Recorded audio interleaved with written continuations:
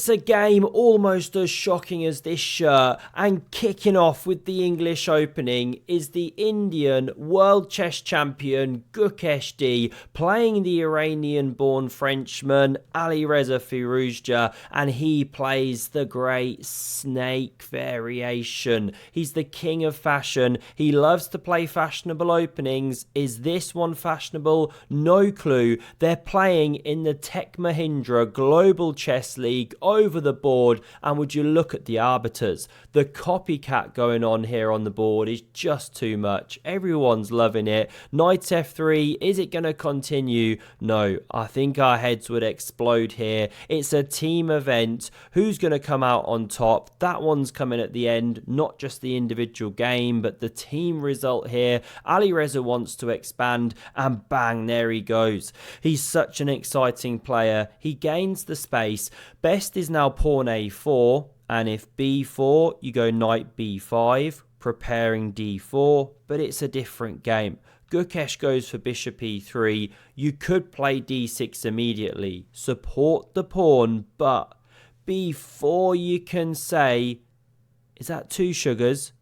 Kasparov's chewing on a wasp once more. He's got jaws of steel. The space is gained by Alireza. Now the knight has to sideline itself. Very stinky on the edge of the board, but it puts the pressure here, and so Alireza sets up the overpowered connect 4. He wins a high five from the man himself, Gary, one of the goats. Now we see d4 to break up the pawns, and this looks really tempting. Gain oodles of space, but then white can fight back with d5. Don't let black do it and set up the pawn chain. Something like this. Knight does cover b2, and in the meantime you can tickle the rook and then start attacking the pawn. I mean, it looks like you just blundered, but then the engine shows this crazy stuff. If you take here, then takes with check. If you take here first, you're on a rook, so no time to take. Engine lines as they do. Let's run back. This wasn't played. Takes on d4. Knight takes. There's a knight about to hang, so we see takes. These guys spot that stuff. They're the best in the world. What should you do here? Actually takes and develop the knight. And the dark squares are a bit drafty, but this guy's a bit offside. Also compensates for the 2-on-1 that white's got. Imagine a passed pawn. It's a roughly level game. But a big mistake from Alireza.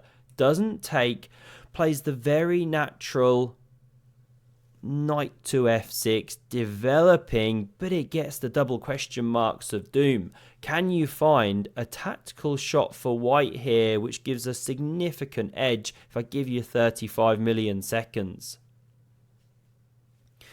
So very well done. If you saw the power of these lasers and were prepared to play bishop a7, and the rooks run out of squares. Now if you lift up here, then you run into this check. So you're just in some world of pain, really. You can go for some counterplay, but it shouldn't be enough. You know, f3, you're not getting mated. Let's run back. It is dangerous, but you can hold on. Not played. b3 on the board here. Castles. Again, you're offered the move. Again, Gukesh doesn't take it. This time it's not as strong, because you can lift to b5 and bishop c6 doesn't come with check, and there's these crazy ninja lines. Rook comes to a5. It's too deep. Let's not go there. We see rook c1 played and queen a5. Covers the a7 square. Tactic is done. And in some lines you can even swing. Imagine knight g4. So queen d2 was played, connects the rooks, activating. Bishop d7 puts loads of pressure on the knight, but it's ignored. Good move, queen e3. And if you take that knight, then there's also queen takes pawn here, as well as ideas of the bishop bouncing to c6 to support this pawn if the queen doesn't take straight away. And you got problems. So rook fe8, and again, no protection of the knight. We see this, covering the knight g4 move, and again offering this one. But again, if you take it, bishop c6 is the sting at the end of the tail. Hit the queen, hit the rook, and it's supported by this one. So it's a bit untouchable. Black wants to hold on to the bishop there, and that's why queen h5. Putting on tons of pressure on the pawn, and don't go king h2. That is how you get absolutely spanked. Moves like this, it's not really covered anymore. Bye-bye queenie. So of course that wasn't played. We see pawn g4. The game's hotting up. Andrea's spinning the beats. We're all having fun. The queen heads into here, and it's completely checkmated. You have to be so careful when you've got no retreat squares. Imagine that bishop could get there. But it's not how chess works. This time, rook c7 was played. This time didn't make much sense, but it does set up a threat. Taking the knight, and then winning the bishop, protected by the knight. You could go e5, but in the game, bishop e6, rook d1's played, activating, gives the king some running room. Rook b to c8, not the best, but fine, this is human chess. Takes, queen d2, eyes that b4 pawn. It's a completely winning endgame for white if you can stave off the attack. But h5 from Alireza, he's an attacking beast and he's going for the throat. Pawn f3 defends. Alireza rips open the position, and now an absolute shocker. It's like going to a chess tournament and forgetting your pen. Skipper's not impressed. What should white play here? Of course, f takes on g4. Open the sniper, right? Give the king a bit of room. Just everything about the move is correct. So what, you weaken e4? There are bigger fish to fry, or not get fried, like your chicken over here, as sadistic Tushi would say. But we see in the game, h takes on g4. Was the idea to attack down the h-file? I don't know. But this guy's now crying, entombed. Bishop h6 hits the queen.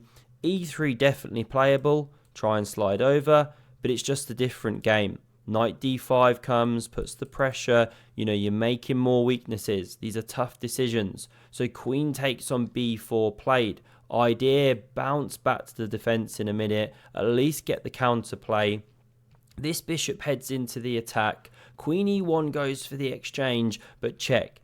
King f1 and knight d5, and you're just getting murdered on the dark squares. If you try this, for example, to kick out the queen, then there's check. Takes, bishop takes, and how do you avoid the mate? You don't, unless you give up the queen here like this. Okay, no good. Let's run back. We didn't see bishop g1. We saw queen f2. Bishop g3 is now the strongest. Queen g1, head back with the queen somewhere. But this was played, invading, also strong. Queen g1, and now what would you play here? Surely you back up with the queen. Here, both good. Maintain the pressure. When you're attacking an exposed king, you usually want to keep the queens on the board. But Alireza takes. Bishop takes, and he nabs a pawn here, and he's saying, okay, let's go full Magnus mode. This endgame's got to be winning. Look at the state of this guy. Yes, it is, but it's not as easy or clear-cut as it was. Knight e3 check is played. Again, not the correct move, technically, but you do now pick up the bishop pair. Look at this, for a monster strangling white, a bone in the throat, right? Not ideal. The knight heads back into the game. Rook c2, knight d1, get out my house. Now we see g5, very weird move, but this is the idea. And then bishop h3, try and exchange them. So bishop f5, eyes an undefended rook. Knight f2 carries on the plan, and you could do this and go for this kind of thing, but it's not the best. Again, it's probably winning, but you're cashing in arguably not the best way. So we didn't see it. We saw instead this move attacking the rook, but keeping the rooks on the board. This rook heads away, hits the bishop, sliding into e3, and now bishop c2 is a big threat. You should still actually go bishop h3, allow it, head up the board, and just desperately try and cling on in this position. Okay, we'll stop the line there. This is a little trick, by the way. Then you go here, and it's game on once more. Something like this, try and hold the draw. It's getting much more likely with the opposite coloured bishops, but not played. Instead, this pawn pushed, and bang, this led to resignation because the rook's got no squares other than here, but then it gets trapped and you lose an exchange. Or if you head up the board, what's the line? Oh yeah, the king is now exposed. No flight squares. So you have to start giving pieces. This is no good. Game over. This was the final position. Alireza wins. And the Triveni Continental Kings, did I pronounce that right? Yep. They absolutely destroyed the PBG Alaskan Knights. 15-3. Hammer in there. What's the overall results? Let's have a quick look. Okay, looks like the Continental Kings are up top. Mumbai Masters. I forget who plays for each team, to be honest, but some great little matches going on. Thanks very much for watching. Have a look at the video on screen if you want some more epic chess, and I hope to see you again soon. Cheers.